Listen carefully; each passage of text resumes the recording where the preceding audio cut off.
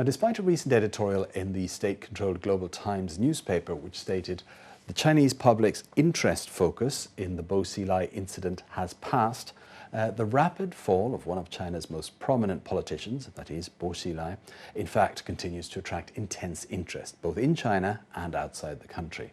And indeed, the very fact that the name of the former Commerce Minister and party chief of Chongqing triggers internet censoring would seem to give lie to the Global Times assertion. Bo has been suspended from his position on the Communist Party's Central Committee and as one of the 25 members of its powerful Politburo. State news agency Xinhua said simply that he was being investigated for serious discipline violations. He hasn't been seen in public since. He was dismissed as Chongqing party chief back in mid-March. Even more dramatically, his wife, Bo Xilai, is being investigated on what Xinhua says is suspicion of intentional homicide. And this relates to a British businessman, Neil Haywood, who had long-standing connections with both Bo and Gu. He was discovered dead in a Chongqing hotel room in November of last year. Now, since then, a steady stream of rumours have appeared, some in foreign press or overseas Chinese websites, others on Chinese social networks, although these are generally deleted. The two narratives of the story are basically as follows. On the official side, this is a top politician, possibly gone bad, who's being investigated according to the law, and that it simply shows that China is ruled by law. On the unofficial side, it seems that the affair stems from infighting between factions in the party, left and right, in the run-up to the 18th Party Congress, which happens in the fall. And that's when the 9 members of the all-powerful Politburo Standing Committee will be confirmed. Now, the People's Daily newspaper and Xinhua news agency have published a string of editorials on the case. These say it shows that the law applies to anyone, no matter how important they are, and emphasises the importance of unity. They also call on the public to ignore dangerous rumours. There have also been several statements from high-level officials pledging their loyalty to the central government. But despite the warnings against what are called rumours and noise, the Bo Xilai affair does continue to be hotly discussed, and Chinese net users have also been playing a part in that conversation. So, what are they saying? And more importantly, perhaps, how do Chinese net users behind the Great Firewall access information about the latest twists and turns in this case? Well, to find out, let's now cross over to our researcher Esther Dung, who's been following the threads and seeing what's said. Now, first off, Esther, since most information released here is strictly controlled and usually comes through those official sources I mentioned, how do Chinese net users keep up with the latest developments? Well, with some difficulty. In fact, there were a number of comments following that Global Times article you mentioned. This poster from Shanxi says, "So funny, we are losing interest just because there's nothing available for us to read." And this poster from Shanghai also says, "Our silence doesn't mean we have no opinions. We just feel disappointed." Of course, the main message is from those official editorials and articles you mentioned, which are all carried on all the big news websites, including Sina.com, Sohu.com, and iPhone.com, People's Daily Online, and so on. And yes, that message is basically the same, that the people should be unified and rally around the government. And they also emphasize, as you said, that nobody is above the law. But comments from individual writers or posters are harder to find. On Sina.weibo.com, China's main microblogging service, most non-official news and posts are deleted. If I type in, for example, Bo Xilai, lots of the websites will show the same phrase. Search results can't be shown due to regulations. However, to say all references are blocked is not strictly true. Chinese net users are resourceful and have ways around this. First of all, for those who speak English, censoring is much laxer. If I put in Bo Xilai in English letters on Weibo search, there are plenty of links and posts. For example, this comment from Da Wei Xiaobei concerns the latest rumor.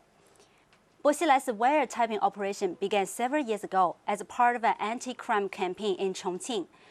It was handled by Wang Lijun, a police chief whose flight to the U.S. consulate in February signaled the start of Ms. Bo's downfall, expanded into targeting political figures.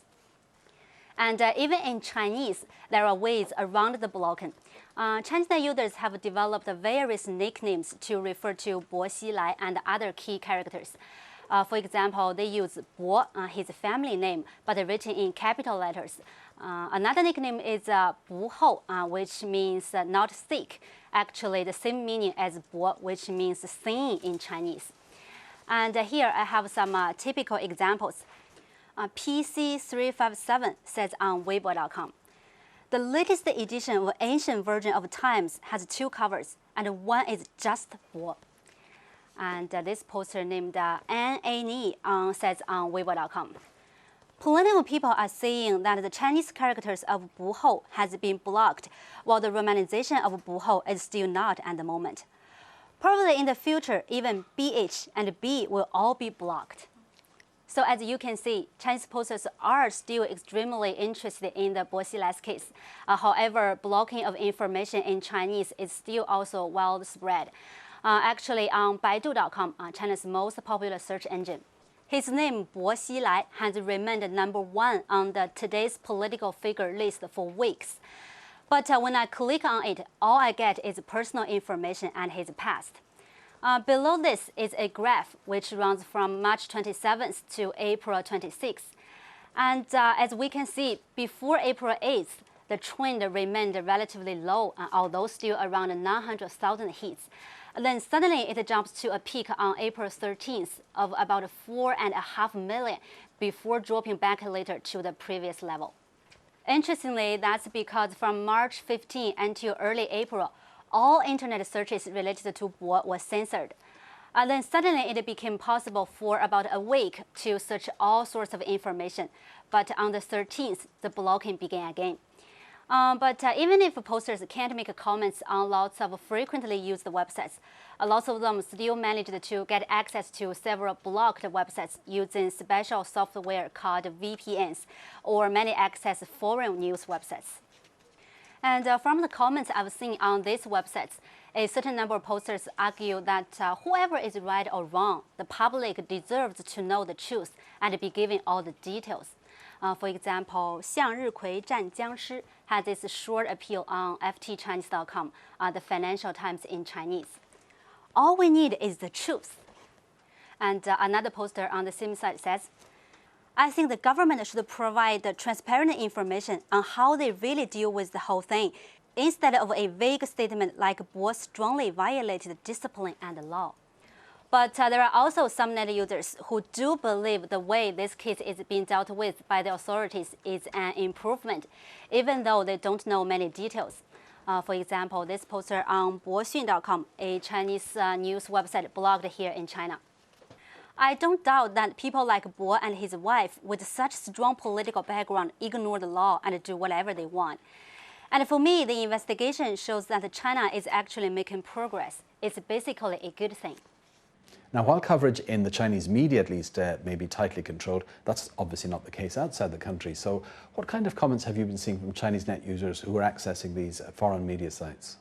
Well, yes, there are plenty of Chinese language versions of foreign media websites, such as VOA, BBC, the Financial Times, and others. Some are blocked, some not. And certainly, plenty of posters feel this gives them a window on different aspects of the Bo Xilai story that they won't see in domestic media.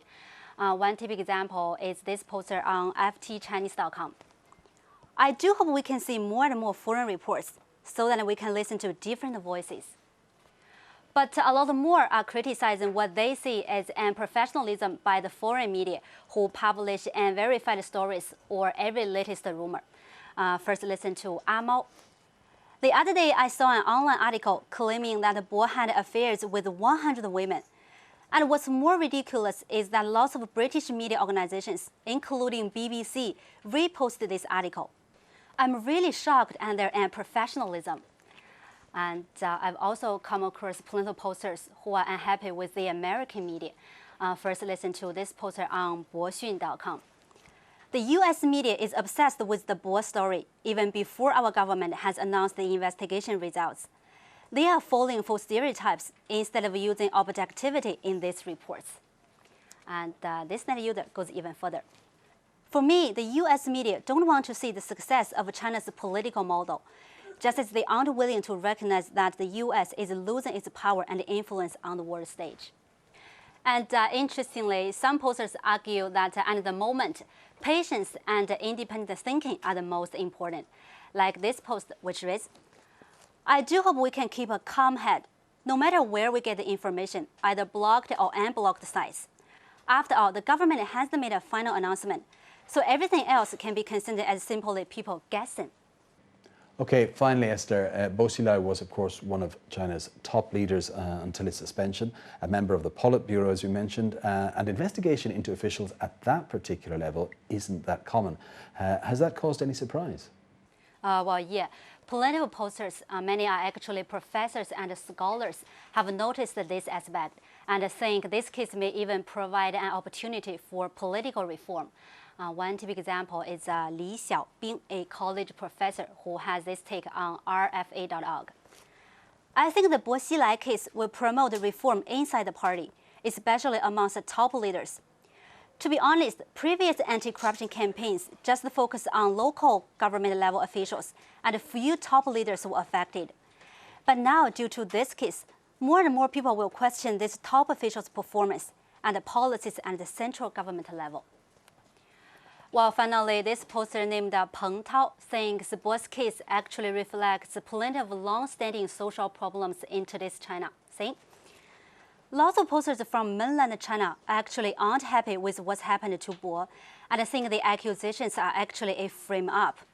They see Bo as a hero who fought social injustice.